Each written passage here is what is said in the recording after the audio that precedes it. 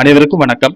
சற்று முன் வெளியான முக்கிய அறிவின்படி மத்திய அரசு ஊழியர்கள் அனைவரும் பயன்பெறும் வகையில் அவர்களுக்கு அகவலை படி உயர்வு குறித்து தற்போது முக்கியமான மகிழ்ச்சியான தகவல் ஒன்று வெளியாகியுள்ளது. இதை பத்தி விரிவாக நம்ம வீடியோல பார்க்குறோம். வீடியோவை கடைசி வரைக்கும் ஸ்கிப் பண்ணாம பாருங்க. வீடியோக்குள்ள போறதுக்கு முன்னாடி இந்த வீடியோ லைக் பண்ண பிரசுங்க. இப்ப அந்த சேனலுக்கு முதன்முறையா வரீங்கன்னா சப்ஸ்கிரைப் பண்ண பிரசுங்க. அப்படியே பக்கத்தில் இருக்கக்கூடிய பெல் ஐகான் பிரசுங்க. வாங்க வீடியோக்குள்ள போகலாம். மத்திய அரசு ஊழியர்களுக்கான அகவலைப்படியும் ஓய்வூதியதாரர்களுக்கான அகவலை நிவாரணமும் கூடிய விரைவில் 63% அதிகரிக்க உள்ளது. மத்திய அரசு ஊழியர்களுக்கான அகவலைப்படியை தீர்மானிக்க முந்தைய 12 மாதங்களின் சராசரி AICPI-IW தரவை அரசு பயன்படுத்துகிறது.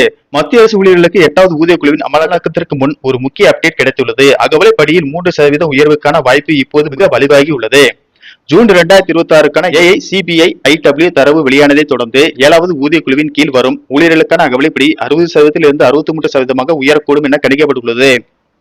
அரசு இந்த அகவலைப்படி உயர்வுக்கு ஒப்புதல் அளித்தால் ஊழியர்களின் மாத சம்பளம் அதிகரிக்கும். மேலும் இந்த உயர்வு ஜூலை 2026 முதல் அமல்படுத்தப்பட்டால் ஊழியர்கள் தங்கள் சம்பள உயர்வுக்கான நிலுவைத் தொகையை பெறுவார்கள்.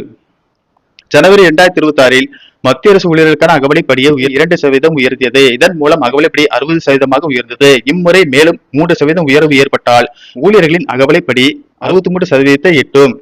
மத்திய அரசு அகவலைப்படியை 3% உயர்த்தினால் ஊழியர்களின் மாத சம்பளம் அதிகரிக்கும். அது மட்டுமின்றி புதிய விகிதங்கள் ஜூலை 2026 முதல் நடைமுறைப்படுத்தப்பட்டால் முந்தைய மாதங்களுக்கான நிலுவைத் தொகையும் டிஏ அரிய தொகையாக ஊழியர்கள் பெறுவார்கள். உதாரணமாக பே லெவல் 1 பிரிவில் உள்ள ஒரு ஊழியரின் அடிப்படை சம்பளம் ரூபாய் 18,000. இவர்களது மாத சம்பளத்தில் சுமார் 540 உயர்வு கிடைக்கும். இதனுடன் இவர்களுக்கு அரிய தொகையாக சுமார் 3240 கிடைக்கலாம். பே லெவல் 10 பிரிவில் உள்ள ஒரு ஊழியர்களுக்கு மாத சம்பளம் சுமார் 1683 அதிகரிக்கலாம். இதன் அடிப்படையில் இவர்களுக்கு சுமார் 10,098 நிலுவைத் தொகையாக கிடைக்கலாம்.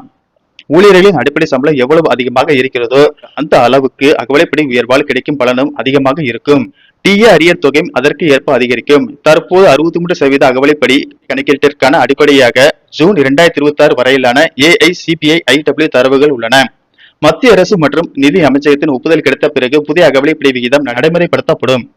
அப்போது ஊழியர்கள் உயர்ந்த சம்பளத்துடன் ஜூலை 2026 முதலான டிஏ அரியர் தொகையாக பெறுவார்கள்.